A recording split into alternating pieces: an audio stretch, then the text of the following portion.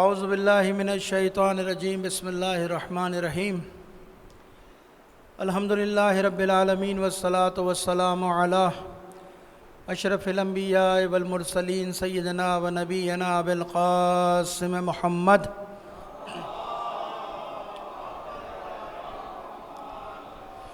وآلہ طیبین الطاہرین المعصومین المظلومین ولعنۃ اللہ علی اعدائہم اجمعین من الآن الى قیام یوم الدین اما بعد فقد قال اللہ تعالی فی محکم کتابہ المبین وہو اصدق القائلین وقولہ الحق بسم اللہ الرحمن الرحیم احاسب الناس ان یترکوا ان یقولوا آمنا وهم لا یفتنون ولقد فتن الذین من قبلہم فلیعلمن اللہ الذین صدقوا ولیعلمن الکاذبین۔ صلوات بھیجیے محمد وآل محمد پر۔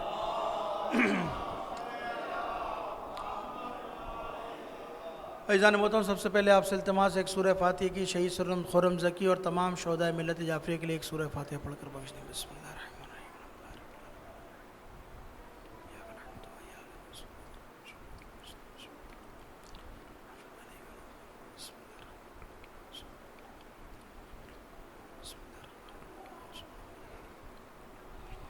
صلوات بھیجیے محمد وآل محمد پر۔ ایک بار مل کر صلوات بھیجیے محمد وآل محمد پر۔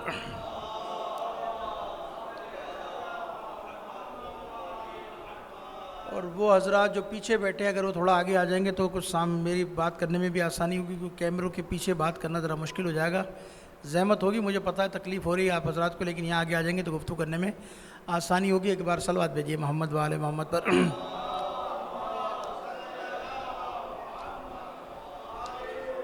عزیزان محترم، سورہ عنکبوت کیونکہ شہید کے حوالے سے مجلس ہے، کچھ 2-3 نکات آپ کے سامنے بیان کریں گے، پھر جو اس وقت موجودہ قومی ایشو ہیں وہ بھی آپ کے سامنے رکھیں گے۔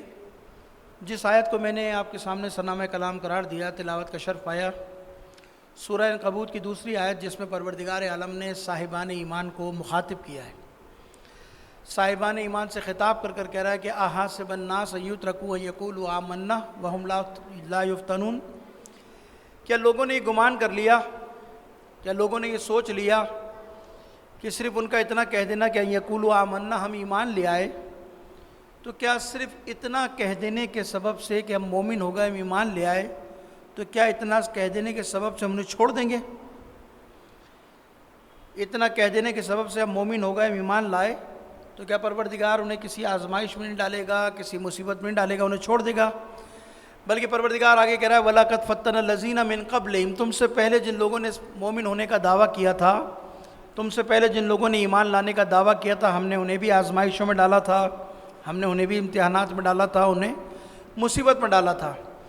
یہ امتحانات، یہ مصیبتیں، یہ آزمائشیں، ان مشکلات میں مبتلا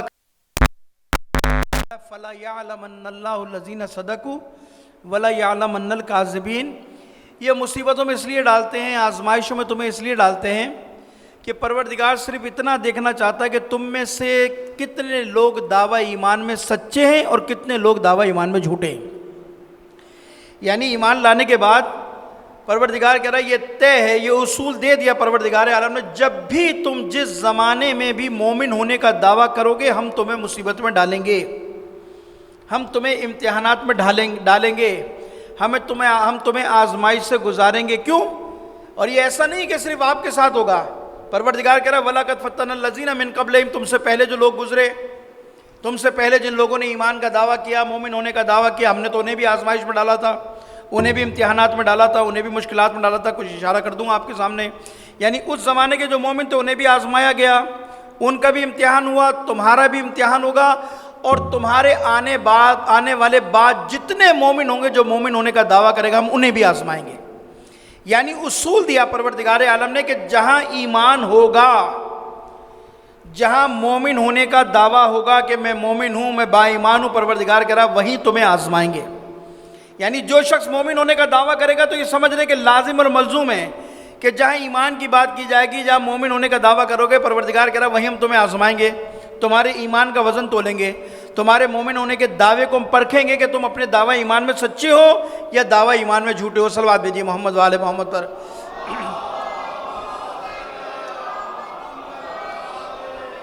تو پروردگار عالم نے اس آیت کے اندر اصول دے دیا کہ جس زمانے کے اندر جو بھی زمانہ ہوگا، جب بھی مومن ہونے کا دعویٰ کرو گے، امتحان میں مبتلا کیا جائے گا، آزمائشوں میں ڈالے گا۔ بعد میں آگے آیت پڑھیں گے آپ کے سامنے کون کون سی آزمائشیں، کون کون سے امتحانات لوگوں پر آئیں گے، قوموں پر آئیں گے، اور اس سے نکلنے والے کو پروردگار کیا بشارت دے رہا ہے، کیا کامیابی کی نوید سنا رہا ہے۔ لیکن پہلے اصول دے دیا کہ جہاں ایمان ہوگا وہاں آسائشیں نہیں ہوں گی، وہاں آرام نہیں ہوگا۔ یعنی کوئی آدمی یہ نہ سمجھے کہ میں مومن ہو گیا، میں ایمان لے آیا، میں مومن ہو گیا، اب ساری مصیبتیں ختم ہو گئی، ساری مشکلات ختم ہو گئی۔ پروردگار کہہ رہا ہے ایمان کے آتے ہی تم پر مصیبتوں کا نزول شروع ہو جائے گا۔ یعنی ایمان کا دعویٰ کرتے ہی تمہیں آزمایا جائے گا، تمہیں پرکھا جائے گا۔ بلکہ میں نے تو روایت اصول کافی کے اندر امام جعفر صادق علیہ السلام کی کہ یہاں تک روایت پڑھیے، چھٹے امام ارشاد فرماتے اگر کوئی شخص مومن ہونے کا دعویٰ کرے، ایمان لانے کی بات کرے، یعنی ایمان مومن یعنی جو اہل بیت کی ولایت، جو اہل بیت کی محبت کا دم بھرتا ہو، جو اہل بیت کی محبت کا دعویٰ کرتا ہو، امام کہتے ہیں کہ اگر کوئی شخص ہماری محبت کا مومن ہونے کا دعویٰ کرے، کم سے کم 40 دن میں اس پر کوئی مصیبت نہ آئے، تو امام کہہ رہے ہیں اس کے مومن ہونے پر شک کرنا۔ یعنی 40 دن بتا رہے امام، یعنی کوئی شخص صاحبان ایمان ہونے کا دعویٰ کرے، مومن ہونے کا دعویٰ کرے، اہل بیت کی محبت کا دعویٰ کرے کہ میں علی کا ماننے والا ہوں، میں علی کا چاہنے والے ہوں، اور اپنے آپ کو اہل بیت کی محبت سے وابستہ کرے، کم سے کم امام کہہ رہے ہیں کم سے کم 40 دن میں ایک بار اس پر مصیبت نہ آئے تو سمجھ لینا کہ وہ مومن نہیں ہے۔ یعنی مومن کیا ہے؟ مومن ہمیشہ آزمائش میں رہتا ہے، ہمیشہ مصیبتوں میں رہتا ہے۔ اچھا، آزمائش کے بعد یہ نہیں ہوتا کہ امتحان کے بعد قوموں کا مورل ڈاؤن ہو جاتا ہے، قوموں کے حوصلے کم ہو جاتے ہیں، حوصلے پست ہو جاتے ہیں۔ نہیں، ہمارے یہاں تو الٹا حساب ہے نا کہ جب کسی مصیبت پہ قوم آتی ہے تو آپس میں لڑ جاتے ہیں، بھڑ جاتے ہیں، اختلافات کا شکار ہو جاتے ہیں، یہ کب تک ہوگا کب تک نہیں ہوگا۔ یہ یاد رکھیے گا، ہر آزمائش کے بعد پروردگار انسان کا ایمان بھی بڑھاتا ہے، اور ان قوموں کو پروردگار آگے دنیا کے سامنے سرخ رو بھی کرتا ہے۔ یہ تشیع ہے، تھوڑا سا اشارہ کر دوں گا میں آپ کے سامنے، یہ تو ذرا میں مقدمہ بنا رہا ہوں آپ کے سامنے، پھر تفصیلات میں کریں گے بات آپ کے سامنے۔ یعنی یہ یاد رکھیے گا، امتحان کے بعد مورل ڈاؤن نہیں ہوتا، ایمان میں بھی اضافہ ہوتا ہے، مقام میں بھی اضافہ ہوتا ہے، خدا کی مقام میں بارگاہ میں رتبہ بھی بڑھ جاتا ہے۔ پروردگار اس امتحان کے بعد قوموں کو بھی سرخ رو کر ایک مضبوط قوم بنا کر سامنے لے کر آتا ہے۔ امتحان کے بعد قومی تنزل کی طرف نہیں جاتی ہیں، پستی کی طرف نہیں جاتی ہیں، کمزوری کی طرف نہیں جاتی ہیں، بلکہ ہر امتحان کے بعد قوموں کے اندر ایک پختگی، توانائی، طاقت آتی ہے خود، اور مقام میں بھی اضافہ ہوتا ہے۔ حضرت ابراہیم کو جو امامت ملی امتحان کے بعد ملی یا نہیں ملی؟ یا ایسی امامت دے دی؟ یا جتنے انبیاء کو آزمایا گیا، جتنے ائمہ کو آزمایا گیا، جس نے جتنا بڑا امتحان دیا اتنا بڑا اس کا مقام، اتنا بڑا اس کا رتبہ۔ حضرت ابراہیم کے بارے میں قرآن کہہ رہا ہے اذ ابتلی ابراہیم ربہ بکلمات فاتمہن قال انی جاعلک للناس اماما۔ جب ہم نے ابراہیم کو مصیبتوں میں ڈالا، امتحانات میں ڈالا، اور جب امتحانات میں کامیاب ہو گئے تو کیا قرآن کہہ رہا ہے کہ ہم نے ان کو تنزلی دے دی، ہم نے ان کے مقام میں کمی کر دی؟ قرآن واضح کہہ رہا ہے جب امتحان میں ابراہیم کامیاب ہوئے تو اب ہم نے ابراہیم کو کہا ابراہیم ان امتحانات کے بعد تم میں یہ صلاحیت پیدا ہو گئی ہے کہ تم لوگوں کی امامت کرو۔ یعنی مقام میں مرتبہ میں اضافہ، امامت کی طرف منصب کر دیا، دے دیا گیا۔ یعنی امتحانات کے بعد ایک قدم آگے، امتحانات کے بعد قومیں آگے، امتحانات کے بعد لوگ آگے بڑھتے، ایک تنزل کی طرف نہیں جاتے۔ صلوات بھیجیے محمد وآل محمد پر۔ اب آئیے ایک اور آیت پڑھتے ہیں، آزمائش کیسے ہوتی ہے، کن کن طریقوں سے پروردگار لوگوں کو آزماتا ہے، کون کون سے طریقے آزمائش؟ ایک تو دیکھیں مصیبت ہوتی ہے جو اللہ کی طرف سے عذاب بن کر آتی ہے، ایک مصیبت ہوتی ہے جو اللہ کی طرف سے امتحان بن کر آتی ہے۔ مصیبتیں دونوں ہوتی ہیں، یعنی مصیبت جو عذاب بن کر آتی ہے وہ بھی مصیبت ہے، جو امتحان بن کر آتی ہے وہ بھی مصیبت ہے۔ فرق کیا ہے دونوں کے اندر؟ عذاب میں اور امتحان میں فرق یہ ہے کہ جب اللہ کی طرف سے عذاب آتا ہے تو قومیں ختم ہو جاتی ہیں، قومیں تباہ و برباد ہو جاتی ہیں، اور عذاب ایک دم نہیں آتا۔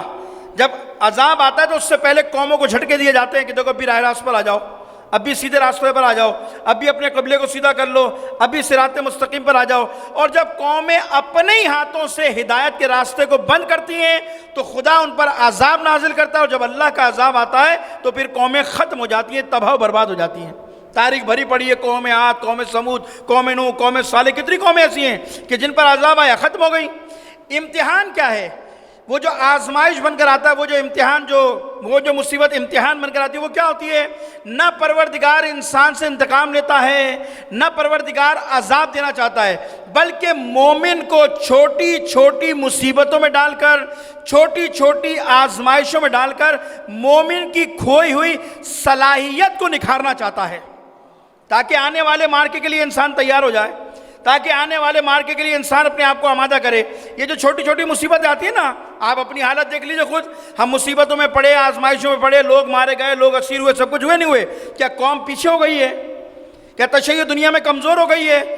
پوری دنیا کے اندر جو تشیع کے ساتھ ہو رہا ہے یا ہوا، آپ مجھے بتا دیئے کسی ایک مقام پر، چاہے لبنان ہو، چاہے شام ہو، چاہے عراق ہو، چاہے یمن ہو، چاہے پاکستان ہو، کوئی ایک محاذ بتا دو، عراق ہو چاہے کوئی ایک محاذ بتا دو کہ دنیا کی قوتوں سے آپ پر مسلط کیا گیا، آپ اس محاذ میں ناکام ہوئے ہو، آپ اس محاذ میں کامیاب نہ ہوئے ہو۔ عزیزو، جتنا تشیع کو دنیا میں دبایا گیا، جانی نقصان ضرور ہوا، لیکن آج پوری دنیا میں تشیع اتنا ابھر کر لوگوں کے سامنے آ گئی ہے۔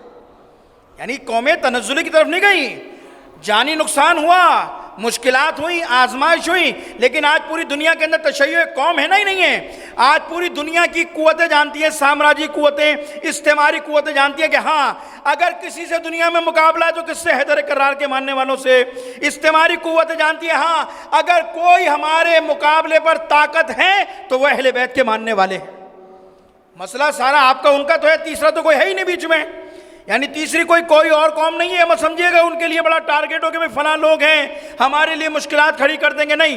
آج پوری دنیا نے ان آزمائش کے بعد تشیع کی طاقت کو تسلیم کر لیا ہے۔ صلوات بھیجیے محمد وآل محمد پر۔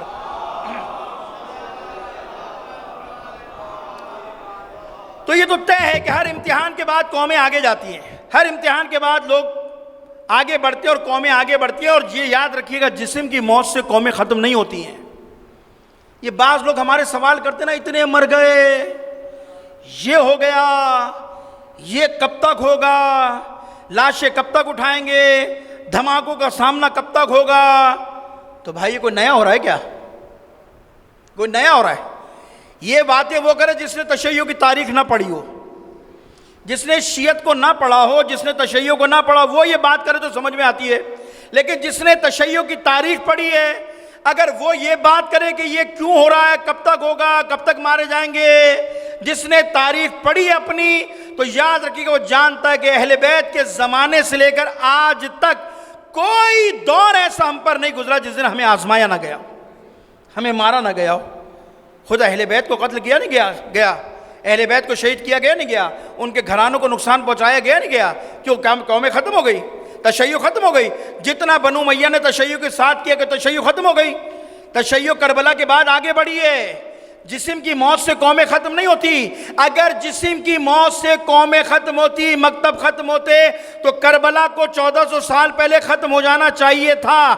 حسین کا پاکیزہ خون جب کربلا کی سرزمین پر گرا، اس خون نے ضمانت دی ہے یہ مکتب ختم ہونے والا نہیں ہے، بلکہ یہ مکتب آگے بڑھنے والا ہے۔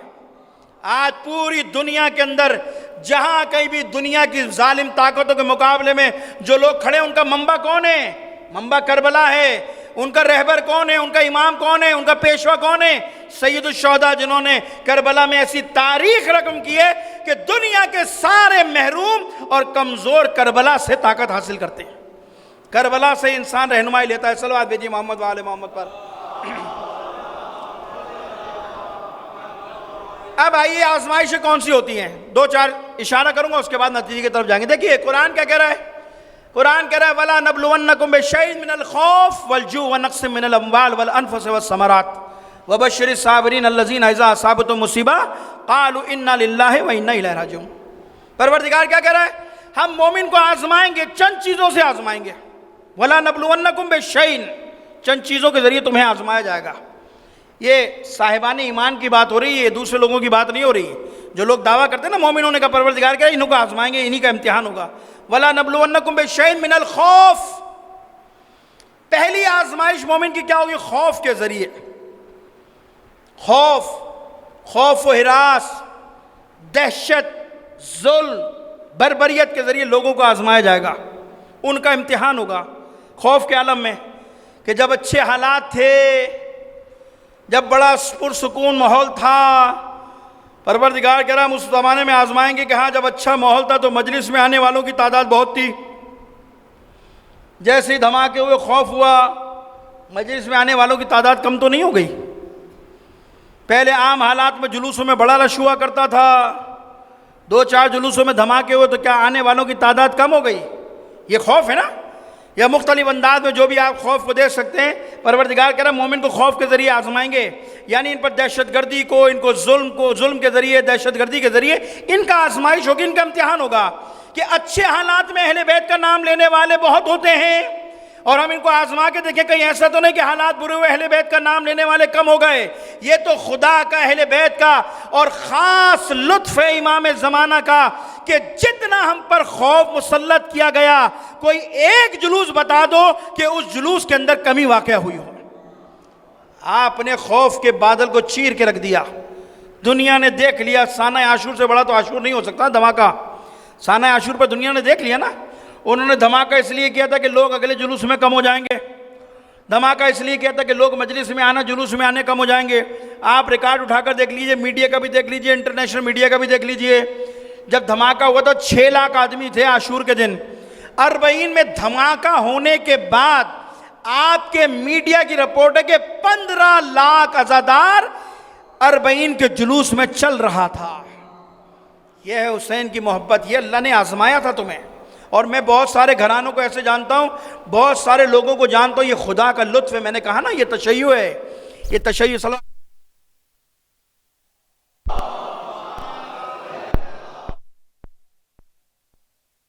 یعنی یہ مکتب اہل بیت تشیع ہے۔ میں بہت سارے لوگوں کو پرسنل جانتا ہوں کہ جو صرف 40 کے وقت ملک سے باہر آئے، ایک فلائٹ سے آئے اور دوسری فلائٹ سے چیلم کر کے واپس چلے گئے۔ میں جانتا ہوں ایسے لوگوں کو، پرسنلی جانتا ہوں کہ وہ اس لیے آئے تھے کہ اپنی طاقت دکھانے کے لیے، اپنی قوت دکھانے کے لیے ہم کمزور نہیں ہیں۔ تو پروردگار کہتا ہے خوف میں آزماتے ہیں، اچھے حالات میں نعرے لگانے والے بہت ہوتے ہیں، اچھے حالات میں میدان میں نکلنے والے بہت ہوتے ہیں۔ جو خرم زکی نے کام کیا اچھے حالات میں کام کیا، برے حالات میں، بدترین حالات میں کام کیا نہیں کیا؟ اس نے اپنی آواز کو بلند کیا، اس نے تکفیریت کے خلاف آواز بلند کی، اس نے ظلم کے خلاف آواز بلند کی نہیں کی؟ کوئی خوف تھا؟ نہیں تھا۔ جتنے لوگ اس کے ساتھ جڑتے گئے، اس نے ان حالات میں اپنی ذمہ داری ادا کر جو اس کا مقصد تھا وہ اس نے مقصد پا لیا۔ بالآخر انسان کی زندگی کیا ہے؟ مر جانا، مر جائے گا انسان، ایکسیڈنٹ سے مر جائے گا، ہیپیٹائٹس سے مر جائے گا، کرونا سے مر گئے، پتہ نہیں کس انداز میں لوگ مرے نہیں مرے۔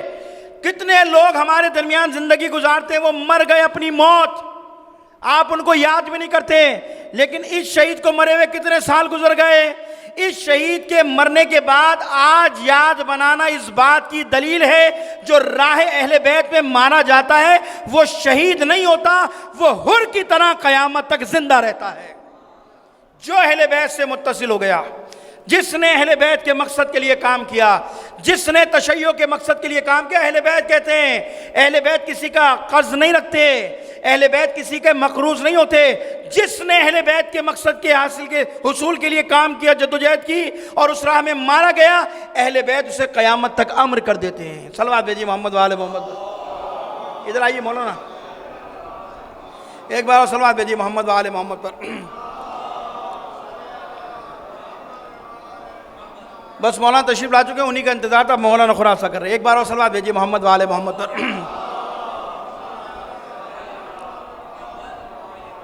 تو جو بھی اہل بیت کی راہ میں مارا جائے گا، قتل کیا جائے گا، اہل بیت کہتے ہیں ہم اسے زندہ رکھیں گے۔ وہ زندہ ہو گیا، آج خرم زکی زندہ ہے۔ خرم زکی کے کارنامے زندہ، اور میں جانتا ہوں، میرا اس سے بڑا واسطہ تھا، آتا تھا، جاتا تھا، ملاقات کرتا تھا، میں جانتا تھا بہت سارے مسائل بیچارے وہ ایسے حل کرتا تھا، بہت سارے معاملات پر وہ ایسے کام کرتا تھا، اور بعض چیزیں ہمیں آ کے بتا کر ہمیں متوجہ کرتا تھا ان چیزوں کی طرف، وہ ایشو کی طرف جس کی طرف ہم بعض اوقات متوجہ نہیں ہوتے تھے، متوجہ کرتا تھا۔ بہت ساری چیزیں جانتا ہوں جو اس نے FIR کٹوائی، جو معاملات کیے، جو معاملات وہ کرتا تھا۔ یہ آواز تھا، یہ آواز تھا۔ لوگ سمجھتے ہیں خرم زکی شہید ہو گیا، ختم ہو گیا تو کیا مکتب ختم ہو جائے گا؟ آج اس کی شہادت اس بات کی دلیل ہے کہ وہ زندہ ہے لوگوں کے دلوں میں، وہ لوگوں کے دلوں میں زندہ ہے۔ اور جو اہل بیت کے لیے خدمت انجام دیتا ہے، اہل بیت اس کو زندہ رکھتے ہیں۔ پوری تاریخ اٹھا کر پڑھ لو، کتنے لوگ اہل بیت کی محبت میں مارے گئے. یہ جو آپ کے ساتھ پاکستان میں ہو یا دنیا میں ہو رہا کوئی نیا کام نہیں ہو رہا, کوئی نئی چیز نہیں ہو رہی. میں نے کہا نا کہ جنہوں نے تشیع نہیں پڑھی وہ یہ بات کر سکتے, ورنہ تاریخ اٹھا کر دیکھو, بدترین دور اٹھا کر دیکھو, بنو امیہ کا کیا کچھ نہیں ہوا آپ کے ساتھ, کیا کچھ اہل بیت کے ساتھ نہیں ہوا. ایک طرف اہل بیت کے مقام کو گرانے کے لیے حدیثیں گھڑنا جو ضرب کاری تھا اہل بیت کے لیے, کیا کیا ہوا اہل بیت کے مقام کو گرانے کے لیے, کیا کیا ہوا علی ابن ابی طالب کے مقام کو گرانے کے لیے, کیا کچھ حدیثیں نہیں گھڑی گئی اس زمانے کے اندر. ایک طرف کردار, ایک طرف شخصیت کو گرانے کے لیے کوششیں کی گئی, دوسری طرف اہل بیت کے ماننے والوں کو چن چن کے مارا گیا. کتنے تھے علی ابن ابی طالب کے ساتھ لوگ اس زمانے کے اندر. آج تو خدا کا شکر ادا کرو, کوئی حادثہ ہوتا ہے, کوئی واقعہ ہوتا ہے, ہزاروں لوگ جمع ہو جاتے ہیں, سڑکوں پہ آ جاتے ہو, لوگ روڈ بلاک کر دیتے ہو, پاکستان جام کر دیتے ہو, اتنی طاقت ہے آج تمہارے اندر. اس زمانے کے اندر تو دیکھو کہ علی کے ماننے والے کتنے ہیں, کتنے انگلیوں پر گن کے بتا سکتا ہوں آپ کو, اس سے زیادہ نہیں ہے. لیکن ان کے حوصلے دیکھیے, ان کا جگر دیکھیے کہ اس زمانے کے اندر حکومت آپ کے پاس نہیں ہے, ممبر آپ کے پاس نہیں ہے, ممبر بنو امیہ کے پاس, حکومت بنو امیہ کے پاس, علی کے پاس کیا تھا؟ کچھ نہیں. چند چاہنے والے تھے, چند چاہنے والے کہ جنہوں نے یہ طے کر لیا تھا کہ اپنی جان علی کے قدموں پہ قربان کر دیں گے, لیکن ایک لمحے کے لیے بھی اہل بیت کے دفاع سے پیچھے نہیں ہٹیں گے. اور اٹھا کے دیکھو تاریخ, ان کو ممبروں کی ضرورت نہیں تھی, ان کو کسی اقتدار کی, کسی عہدے کی ضرورت نہیں تھی. میں نے تاریخ پڑھی, حیران رہ گیا. اگر گلی میں کھڑے ہیں 4 علی کے چاہنے والے اور تیسرا آ کے کھڑا ہو گیا, چوتھا آ کے کھڑا ہو گیا, تو فوراً کہتے ہیں آؤ ہم تمہیں بتاتے ہیں علی کیا ہے, آؤ ہم تمہیں بتاتے ہیں علی کا مقام کیا ہے. بازار سے گزر رہے تو علی کے فضائل, بازاروں میں سے دکانوں پہ جا رہے تو علی کے فضائل, دوستوں سے ملنے علی کے فضائل. یعنی اپنے زمانے میں سینہ بہ سینہ علی کی فضیلتوں کو بیان کرتے چلے گئے. سولی پہ لٹکا دیے گئے, دریا بوس کر دیے گئے, زندانوں میں ڈال دیے گئے, جلتے ہوئے کڑاؤں میں ڈال دیے گئے, لیکن اپنی ذمہ داری ادا کرتے رہے. کیوں کہ اپنے مولا سے سن رکھا تھا, تم اپنے فریضے کو ادا کرتے جاؤ. ایک دن ایسا آئے گا انہی ممبروں سے علل اعلان علی کی فضیلت کو بیان کیا جائے گا.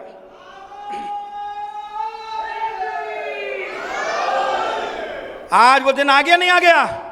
آج آپ کے ہر مینار سے علی اللہ کی اذانیں بلند ہو رہی ہیں نہیں ہو رہی ہے؟ یہ آپ کا کارنامہ, میرا کارنامہ, یہ ان کا کارنامہ ہے. اٹھا کے دیکھو تاریخ, محمد ابن ابی بکر کو پڑھو تو صحیح, بیٹا خلیفہ اول کا ہے, بیٹا خلیفہ اول کا ہے. مقام کیا ہے؟ علی کہہ رہے ہیں یہ محمد ابن ابی بکر میرا بیٹا ہے, میرا بیٹا. کیوں؟ ولایت کا چراغ روشن. علی کی محبت میں کیا نہیں ہوا اس کے ساتھ؟ آپ کے ساتھ تو کچھ بھی نہیں ہوا. اس کے ساتھ جو بیچارے کے ساتھ ہوا, محمد ابن ابی بکر کے ساتھ, قتل کیا علی کی محبت میں. علی کی محبت میں قتل کرنے کے بعد گدھے کے پیٹ کو چاک کیا. گدھے کا پیٹ چاک کرنے کے بعد ساری غلاظت نکال کر محمد ابن ابی بکر کو گدھے میں ڈال کر اور اس کو سی کر پرو کر اور اس کو گدھے کو جلا دیا گیا. جناب سمیہ کی تاریخ پڑھیے جا کر. حضرت سمیہ کیا کیا ان کے ساتھ؟ تاریخ نے لکھا ہے کہ ان کے پیروں میں رسیاں باندھ کر دونوں رسیوں کے سروں کو اونٹوں کے گلے میں باندھ دیا گیا اور دونوں اونٹوں کو مخالف سمت میں کھینچا گیا ہے. حضرت سمیہ پڑھیں, کھینچا گیا. آج تو آپ کی عزت ہے, گھر میں خدا سب کی عزت سلامت رکھے. وہ ہے قربانیاں, وہ ہیں میسم تمار ابن یحییٰ, رشید حجری پڑھو تو صحیح. اپنی محفلوں میں, مجلسوں میں غدیر پڑھنا اور بات ہے, سولی پہ چڑھ کر جشن غدیر پڑھنا اور بات ہے. اس زمانے کے اندر جا کر دیکھو علی کے چاہنے والوں کا کیا حال تھا, کیا مقام تھا.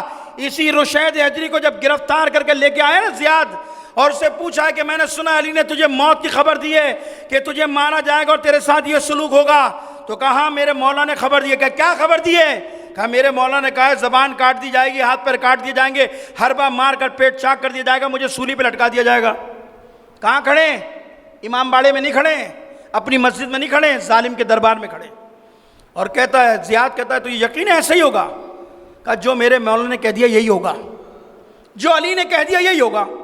جلاد کو بلاتا, کہتا ہے اس کے ہاتھ پیر کاٹ دو, اس کی زبان کو نہ کاٹنا. کہا کیوں؟ کہا اس لیے کہ علی نے اسے خبر دی کہ علی کی محبت میں اس کی زبان کاٹی جائے گی، اور آج میں علی کے قول کو غلط ثابت کروں گا۔ جیسے اس نے کہا نا کہ میں علی کے قول کے غلط ثابت کروں گا، رشید فوراً کہتا ہے زیاد تیری مجال ہے کہ تو میرے مولا کے قول کو غلط ثابت کر دے، سن لے جو کچھ علی نے کہہ دیا وہ ہو کر رہے گا، جو کہہ دیا علی نے وہ ہو کر رہے گا۔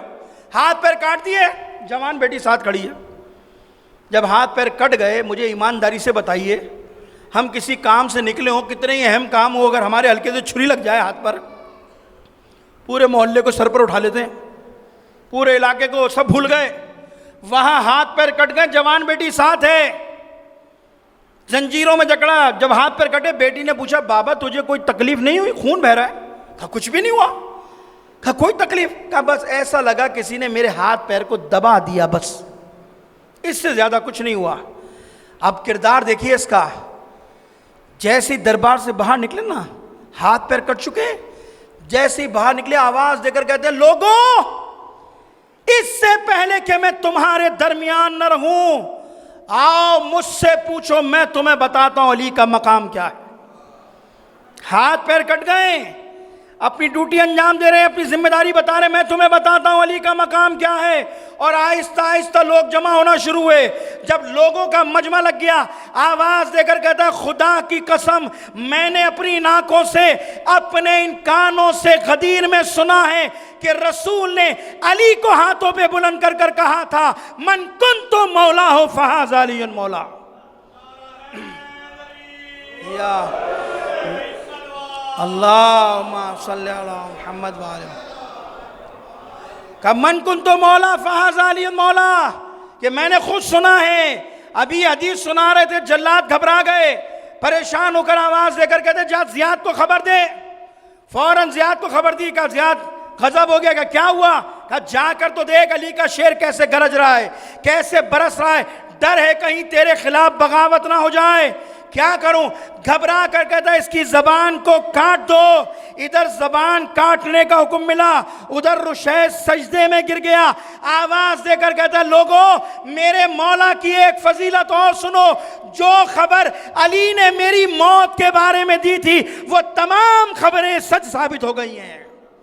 میں نے کہا نا اپنی محفلوں میں میلاد پڑھ لینا، غدیر پڑھ لینا، اور سولی پہ ہاتھ پیر کٹا کر سولی پہ چڑھ کر جشن غدیر پڑھنا اور بات ہے۔ اسی لیے تو ان کے لیے شاعر نے کہا تھا کہ فراز دار سے میں سم بیان دیتے ہیں، فراز دار سے میں سم بیان دیتے ہیں، رہے گا ذکر علی ہم زبان دیتے ہیں۔ عزیزو ذمہ داری ادا کرنی ہے اپنی، بس میرا آپ کا کام نہیں ہے، میرا آپ کا کام ہے ان حالات میں اپنا فریضہ ادا کرنا، اپنی ذمہ داری۔ زبان کٹتی ہے کٹ جائے، گھر جلتا ہے جل جائے، جان جاتی ہے چلی جائے، لیکن اہل بیت کے فرید پیغام کو آگے بڑھانا ہے، کو اہل بیت کے پیغام کو آگے لے کے جانا ہے۔ یہ تو آزمائش ہے، تو امتحان ہے۔ وہ اپنی ذمہ داری ادا کر گئے، خرم زکی نے اپنی ذمہ داری کو ادا کر دیا۔ آپ اور میں نے اپنی ذمہ داری کو ادا کرنا ہے۔ من المؤمنین رجال صدقوا ما عاہدوا اللہ علیہ، مومنین میں سے کچھ مرد ایسے تھے جنہوں نے خدا سے کیے ہوئے عہد کو پورا کر دیا۔ ان مردوں میں سے ایک مرد تھا، رجال تھا، ایک آواز تھا بے خوف و خطر، آواز بلند کرنے والا بے خوف، وہ تھا خرم زکی جو اپنی ذمہ داری ادا کر کے چلا گیا، اپنا فریضہ ادا کر گیا۔ اب میرے اور آپ کے کاندھوں پر کوجھ ہے۔ آج جو تشیع کی صورتحال چل رہی، بس دو اشارے کر کے زحمت تمام مولانا تفصیلی گفتگو کریں گے۔ عزیزو ہماری مشکل یہ ہے کہ ہمارے ممبروں سے یہ بات کرو تو مولوی صاحب سیاسی ہو گئے، کیونکہ اب آپ کو ممبروں سے یہ باتیں تو بتائی نہیں جاتی نا۔ اب تو الہ ماشاءاللہ جو کچھ ممبروں پہ ہو رہا ہے مجھ سے بہتر جانتے ہیں کیا ہو رہا ہے ممبروں پہ، اور کیا کیا بڑے بڑے لوگ کیا کیا کر رہے ہیں۔ قوم کے حالات بتانے کے لیے کوئی تیار نہیں ہے کہ تشیع کس آزمائش سے گزر رہی ہے، کن حالات سے گزر رہی ہے، کس موڑ پہ آ کر کھڑے ہو گئے ہو۔ یہاں تو کچھ اور باتیں ہوتی ہیں، یہاں کر لی جائے کوئی بات۔ یہ سیاسی مولویوں سے مجلس نہیں پڑھایا کرو بھائی، مجلس کا سیاست سے جدا ہے۔ اور بعض اوقات تو مولوی ایسے ہوتے ہیں کہ بھائی دین کا سیاست سے کیا تعلق ہے، اور میں یہ اپنی خود بتا رہا ہوں، ایک بڑے اچھے پڑھا لکھا عالم دین، اس کو میں خود جانتا ہوں۔ صلوات بھیجیے محمد و آل محمد پر۔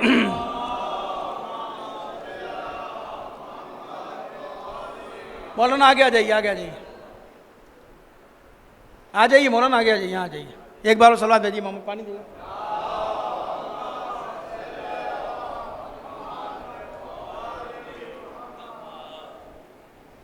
ایک بار صلوات بھیجیے محمد والے محمد پر.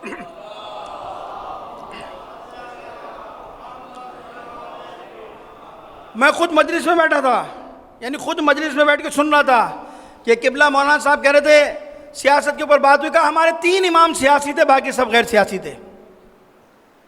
ہمارا حال یہ ہے کہ 3 امام مولا کائنات, امام حسن, امام حسین سیاسی تھے, باقی سارے غیر سیاسی تھے. لہذا سیاست میں نہیں جانا چاہیے شیعوں کو, تشیع کا سیاست سے کوئی تعلق نہیں ہے. یعنی جس ممبر سے یہ باتیں ہوں کیا ملے گا قوم کو؟ ائمہ طاہرین کی سیاسی جدوجہد پڑھو تو صحیح. ائمہ طاہرین یہ امام زمانہ آئیں گے تو کیا نمازیں پڑھائیں گے کیا مسجد میں بیٹھ کر کے آپ کو مناجات پڑھائیں گے؟ امام زمانہ اٹھا کے تو پڑھو, ظہور کے بعد ہوگا کیا؟ پوری دنیا پہ حکومت کیسے قائم ہوگی؟ دعاؤں سے قائم ہوگی حکومت, یا اس زمین ہے اس کے حکومت کے لیے زمینہ مار کرنا پڑے گا, اس کے لیے جدوجہد کرنی پڑے گی, کیا کرنا پڑے گا؟ تو سادے لوگ ممبروں سے بات نہیں ہوتی, اور بات کر لو تو میں آپ کے سامنے کہہ چکا کیا ہوتی ہے, سیاسی باتیں ہو رہی ہیں, سیاسی نہیں. سن لیجئے اس وقت تشیع کے 4 بنیادی ایشو ہیں جو اس وقت چل رہے ہیں ملک کے اندر. ایک جو سب سے بڑا مسئلہ ہے وہ عزاداری سید الشہداء کا مسئلہ. علماء کرام روشنی ڈالیں گے, میں اشارہ کرتا جا رہا ہوں. عزاداری سید الشہداء, سادے نہ بنو اتنا. 20 سال سے اس ملک میں یہی چیخ رہے ہیں کہ عزاداری کو محدود کیا جا رہا ہے, محدود کیا جا رہا ہے, محدود کیا جا رہا ہے. اور آج صورتحال یہ ہے کہ عزاداری کو محدود کرنے کے لیے کیا آخری ہتھ کنڈا استعمال کیا؟ FIRوں کا. لوگوں کو 4th شیڈول میں ڈالا گیا. آپ تو کراچی شہر میں رہتے ہیں, اتنا آپ کو احساس نہیں ہوا کیونکہ ایک طاقتور شہر ہے نا کراچی. یہاں بھی کوشش کی گئی ہے. زیارت عاشوراء کو نہ پڑھنا یہ تشیع کی کمزوری ہے. مجھے یہ باتیں کرنے میں کوئی خوف نہیں, کسی کو اچھا لگے یا برا لگے. زیارت عاشوراء آپ کے لیے ایک ٹیسٹنگ کیس تھا. آپ نے زیارت عاشوراء نہیں پڑھی, اس کا مطلب ہے آپ نے اپنی کمزوری دے دی. یہ میرا عقیدہ ہے. اس ملک میں سب اپنے عقیدے کے مطابق زندگی گزار رہے ہیں. اس ملک کا آئین, اس ملک کا قانون سب کو اجازت دیتا ہے. میں مسلکوں کی بات نہیں کر رہا. جو اس ملک میں غیر مسلم ہیں, اس ملک کا آئین ان کو بھی اجازت دیتا ہے کہ وہ آزادی کے ساتھ اپنی مذہبی رسومات کو, اپنے نظریات پر چلیں, اپنے اندر چلیں. کسی کو حق نہیں ہے کہ وہ کسی کے نظریات پر مسلط ہو یا اس میں مداخلت کرے. لیکن افسوس کی بات یہ ہے کہ اس ملک میں اندر آپ کے ساتھ یہ کیا جا رہا ہے. عزاداری کو محدود, لوگوں کو 4th شیڈول میں ڈالا جا رہا ہے. کیوں؟ ان کا جرم کیا ہے؟ کوئی پرمنٹ ہولڈر ہے, کوئی بانیان مجلس ہے, کوئی جلوس کا پرمنٹ ہولڈر ہے, کوئی یہ ہے, کوئی ان کو ڈال کے ہراسمنٹ, خوف و ہراس, FIRیں کاٹی جا رہی ہیں. پیدل چلنے والوں پہ کوئی FIR ہوتی ہے؟ ابھی تم نے لانگ مارچ کیے اپنی سیاسی مقاصد کے لیے, سیاسی اصول کے لیے تم لانگ مارچ کیے, جب کتنی FIRیں کٹی اپنے سیاسی مقاصد کے لیے. اگر حکومت لانگ مارچ کرے تو کوئی FIR نہیں ہے, لیکن میں اگر امام حسین کے چہلم میں مشی کروں گا تو یہ میرے پہ FIR ہے. اگر عزاداری پاکستان میں جرم ہے, مجلس کرنا جرم ہے, تو یہ تشیع کا پیغام سن لو. ریاست بھی سن لے, حکومت بھی سن لے, اور جن کو سننا سن لے. اگر پاکستان میں عزاداری کرنا, ماتم کرنا جرم ہے, تو جب تک ہماری سانس میں سانس باقی ہے ہم یہ جرم کرتے رہیں گے اور ایک لمحے کے لیے اس سے پیچھے نہیں ہٹیں گے. یہ میرا آئینی حق ہے عزاداری. ریاست مداخلت نہ کرے. پہلے تم نے تکفیریوں کا ٹاسک دیا تھا, یہ کام تکفیریوں کا تھا, مجلس میں روڑے اٹکانا, مجلس کے اندر مداخلت کرنا. جب وہ کرائے کے قاتل, کرائے کے جن کو ٹھیکہ دیا تھا, جب وہ ناکام ہو گئے تو اب ٹھیکیدار سامنے آ کر کھڑے ہو گئے. ٹھیکیدار مجلس کو روکنے کے لیے. ناکام کوشش ہے احمقوں تو کہ دنیا میں رہتے ہو احمقوں کی, مجلس رکنے والی نہیں ہے. یہ 1400 سال سے ہو رہی ہے, تم سے بڑے بڑے آئے تھے. تو ایک ایشو سب سے بڑا یہ ہے عزاداری کے حوالے سے. آپ کو پتہ ہے پنجاب کے اندر 60 سیدانیوں پر FIR کاٹی ہے گھر مجلس کرنے پر. سادہ ہو نہیں معلوم, 1000 FIR ہے پنجاب کے اندر. سندھ کے اندر تو ہم نے ختم کرا دی تھی FIR لانگ مارچ کر کر. وہاں 1000 FIR ہے, اور ایک شخص نے اپنے گھر میں 4 دیواری میں اشرا کیا. 10 مجلسوں پہ 10 FIR ہیں, 60 سیدانیوں پہ FIR ہیں کہ کسی طرح عزاداری کو روکا جائے. ایک ایشو یہ. دوسرا بنیادی ایشو مسنگ پرسن کا ایشو. اور پھر شروع ہو گیا سلسلہ اٹھا لینا, اغوا کر لینا. اغوا ہی ہوتا ہی ہے, ان کو اٹھا کر اغوا کر کے لے گئے، بتانے والا کوئی نہیں ہے، پوچھنے پر کوئی جواب نہیں ہے۔ کیا پیغام دے رہی ہے ریاست؟ پیغام کیا دے رہی ہے ریاست کا؟ پیغام جا کیا رہا ہے لوگوں تک؟ ہم آئینی مطالبہ کر رہے ہیں، ریاست آئین سے انحراف کر رہی ہے، ریاست آئین کو توڑ رہی ہے، آئین سے انحراف کر رہی ہے۔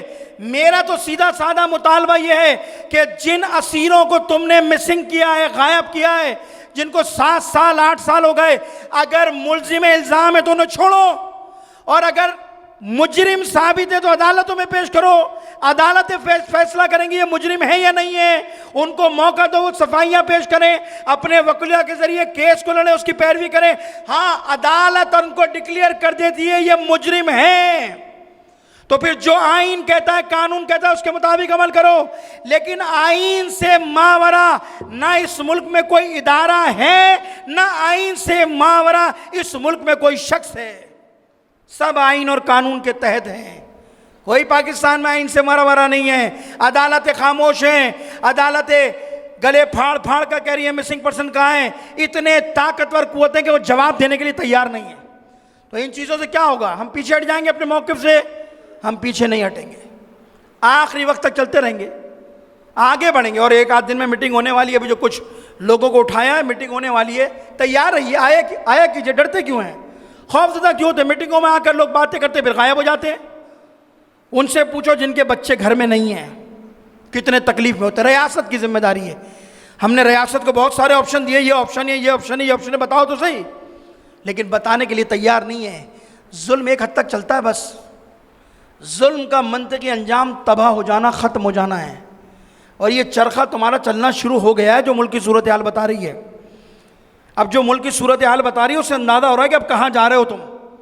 تو لہٰذا دوسرا مسئلہ مسنگ کر دینا، مسنگ پرسن۔ تیسرا مسئلہ ہے آپ کا نصاب کا مسئلہ، نصاب تعلیم۔ اس کے اندر جو تشیع کے حقوق کو نظر انداز کیا جا رہا ہے نا، تشیع کو جو نظر انداز کر کے ایک سلیبس بنایا گیا، یکساں نہیں ہے، یہ یکساں نصاب تعلیم نہیں ہے، یہ خاص مائنڈ سیٹ کا نصاب تعلیم ہے۔ ہم یکساں نصاب تعلیم کے مخالف نہیں تھے، ہم تو خود چاہتے تھے پاکستان میں تعصب سے، لسانیت سے، فرقہ واریت سے بالا ہو کر کوئی ایسا نصاب بنے کہ جو سب کے لیے قابل قبول ہو۔ لیکن جب بلی تھیلے سے باہر آئی تو کچھ اور نکلا۔ اور میں یہ بھی نہیں کہتا کہ جو آپ نے نصاب میں اگر کسی کا کوئی سلسلہ ڈالا ہے تو ہمیں اس پہ کوئی اعتراض ہے، ہماری بات کو غلط نہ لیا جائے، یا بعض وزیر بیٹھ کر اس کو فرقہ واریت کی ہوا دیتے ہیں، فرقہ واریت کی طرف لے جاتے ہیں۔ میں بالکل سیدھا اور صاف بات کرنے کا عادی ہوں، پاکستان میں اکثریت ہمارے برادران اہل سنت کی ہے، جن کا ہم احترام کرتے ہیں، اکثریت ان کی ہے، اکثریت میں وہ ہیں پاکستان میں۔ اگر ان کے عقیدے اور نظریات کو پڑھایا جاتا ہے تو پاکستان میں تشیع اقلیت میں نہیں ہے۔ سنیوں کے بعد پاکستان میں سب سے بڑی طاقت تشیع ہے۔ جب برادران اہل سنت کا بچہ اپنے نظریات پڑھے گا تو میرا بچہ پاکستان میں میرے نظریات پڑھے گا۔ یہ کوئی فرقہ واریت کی بات تھوڑی ہے، یہ کوئی فرقہ وارانہ فساد کی بات تھوڑی ہے۔ میرا بچہ میرے نظریات پڑھنا چاہتا ہے، میں پاکستان میں اقلیت میں تھوڑی ہوں، پاکستان میں تشیع ایک طاقتور حصہ ہیں، میں پاکستان میں قوتور حصہ ہوں۔ لہٰذا مجھے نظر انداز کر کے اگر کوئی پاکستان میں نصاب بن سکتا ہے تو یہ تمہاری خام خیالی ہے۔ ہم کسی ایسے نصاب کو نہیں مانتے جو تشیع کے نظریات کے خلاف ہو۔ باقی سب کا احترام کرتے، سب پڑھائیے، ہمیں ہمارے نظریات چاہیے، ہمیں ہمارے نظریات ہماری شخصیات کے بارے میں ہوگا۔ آپ کی نظر میں فلاں صاحب، آپ کا معیار کیا ہے؟ ایک صاحب کی زندگی کے بارے میں لکھا کہ جو خلیفہ وقت کے خلاف تلوار اٹھا چکا ہے، صفین کے اندر سلیبس میں لکھا جا رہا ہے اس کی زندگی ہمارے لیے حیات طیبہ ہے۔ جو خلیفہ وقت کے خلاف تلوار اٹھائے وہ اس کی سیرت تمہارے لیے حیات طیبہ ہو سکتی ہے۔ میرے نزدیک اگر حیات طیبہ کوئی ہے یا تو نبی کی ہے یا آل نبی کی سیرت ہے، تمہارے لیے ہوگا۔ اہل بیت تو مشترکہ ہے سب کے لیے، تو لہٰذا مشترکہ نصاب ہے، یکساں نصاب تعلیم کا معنی یہ ہے کہ سب کے نظریات کا احترام کیا جائے۔ صلوات بھیجیے محمد و آل محمد پر۔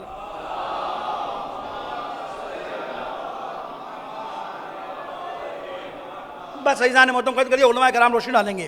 لہٰذا یہ کچھ ایشو ہیں، متوجہ رہیے، محرم آ رہا ہے، ملک کی سیاسی صورتحال اچھی نہیں ہے. ان صورتحال کو ڈائیورٹ کرنے کے لیے بہت سارے کھیل کھیلے جاتے ہیں. ممکن ہے کہ آپ کے ساتھ بھی کوئی کھیل کھیلا جاتا ہو. یہ جو پشاور میں کوئی واقعہ ہوا نا، یہ کوئی دہشت گردی نہیں تھی، پلانٹڈ کام تھا. پلانٹڈ کام تھا. بہت سارے پلانٹڈ کام ہو سکتے ہیں.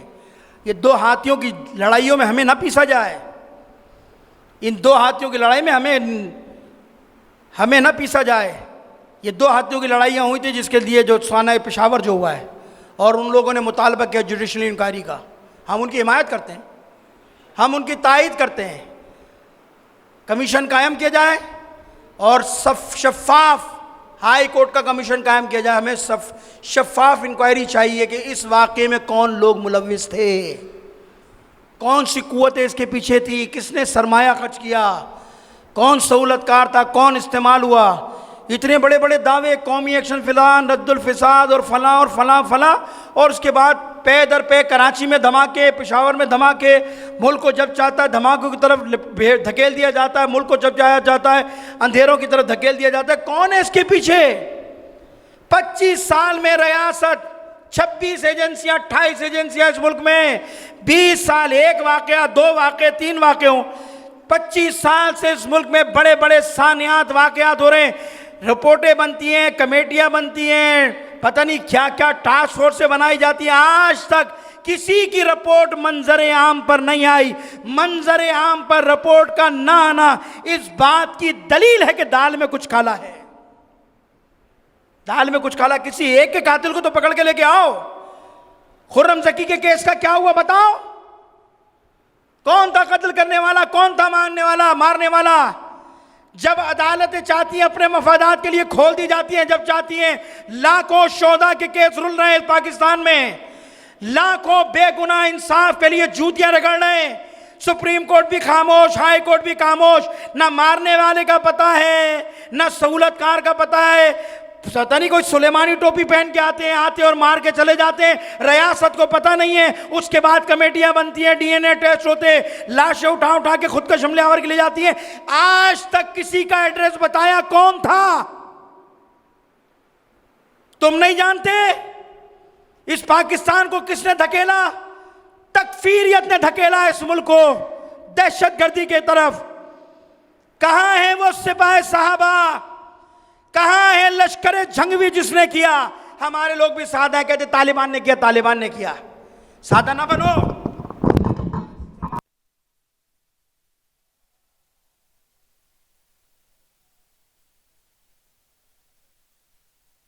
صلوات بھیجیے محمد والے محمد پر.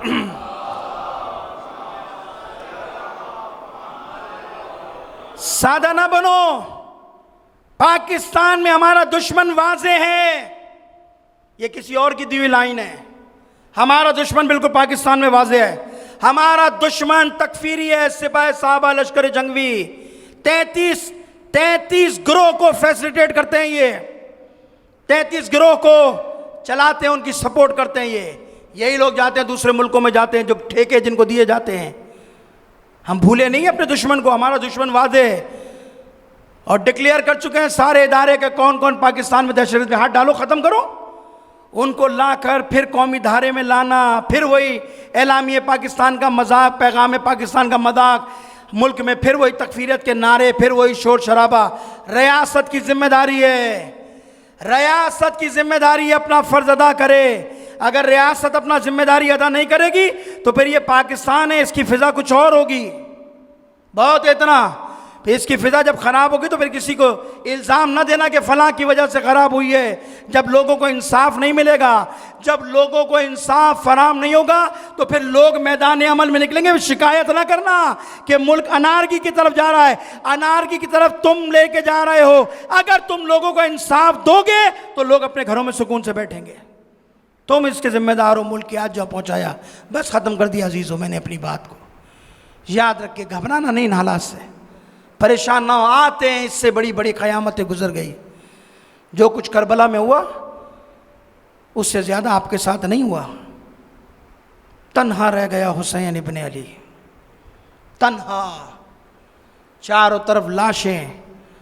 آواز استغاثہ بلند کر رہا ہے، کوئی میری مدد کرنے والا ہے، کوئی میری نصرت کرنے والا. کیا آخری لمحے تک حسین کے بیان میں کوئی تبدیلی آئی؟ اور جب حملہ کرنا شروع کیا نا، آواز دیتے جاتے تم نے میرے اکبر کو مارا، تم نے میرے قاسم کو مارا، تم نے میرے عباس کو مارا، آؤ پیاسے کی جنگ دیکھو۔ عزیزو، جب حرملہ کو گرفتار کیا نا، امیر مختار نے تو پوچھا تھا کیا کیا تو نے کربلا میں، کہ میرا چوتھا امام سید سجاد تیری موت کی دعائیں کرتا تھا، ہاتھ جوڑ کر کہتا مختار تو برداشت نہیں کر سکے گا، جگر پھٹ جائے گا۔ کیا کیا تو نے؟ جب کوڑے برسائے گئے تو رو کر کہتا مختار سن، میں نے کربلا میں 3 تیر چلائے تھے، 3 تیر چلائے تھے، ایک تیر کا حال سن لیجئے بس۔ جب کوڑے برسائے گئے نا، کہتا ہے مختار میں نے آخری تیر اس وقت چلایا کہ جب فاطمہ کا لال زخموں سے چور پشت ذوالجناح پر ڈگمگا رہا تھا۔ مجھے عمر سعد نے حکم دیا حرملہ کوئی ایسا کام کر دے کہ حسین گھوڑے سے گر جائے، کوئی ایسا کام کر دے۔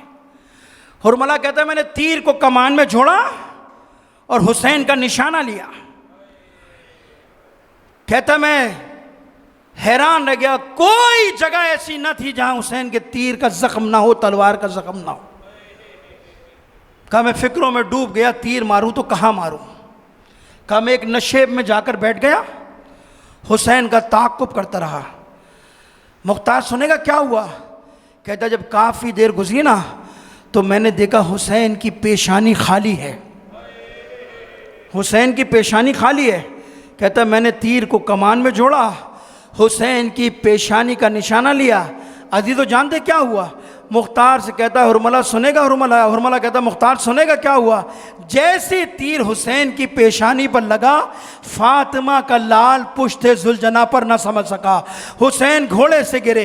امام زمانہ سلام کہتے میرا سلام ہو کربلا کے اس شہید پر کہ جب گھوڑے سے گرا نہ زین پر تھا نہ زمین پر تھا، لیکن میں کہتا ہوں ذرا غور سے دیکھو تو کوئی دکھیاری ماں اپنی گود پھیلائے آوازیں دے رہی ہوگی، آ میرے حسین، آ جا میرے لال، تجھے تیری ماں نے آج کے دن کے لیے چکیاں پیس کر پالا تھا۔ پس عزیزو آخری روایت سنو، اس روایت کا راوی شمر ہے۔ شمر کہتا ہے کہ جب عصر عاشور میں حسین کو ذبح کر رہا تھا تو میں نے دیکھا حسین کے لبوں پر جنبش ہے، حسین کچھ کہہ رہا ہے، حسین کچھ بول رہا ہے۔ کہا میری سمجھ میں نہیں آیا۔ اور شمر کہتا ہے کہ جب میں سر کاٹ کر نو کے نیزہ پر بلند کرنے لگا تو میں حیران رہ گیا، میں پریشان ہو گیا۔ کٹی ہوئی گردن سے ایک آواز آ رہی تھی، عباس عباس عباس دیکھ، ارے کتنی بے دردی سے تیرے مولا کو قتل کر دیا گیا اور کوئی حسین کا دفاع کرنے والا نہ تھا۔ الا لعنت اللہ علی القوم الظالمین وسیعلم اللہ۔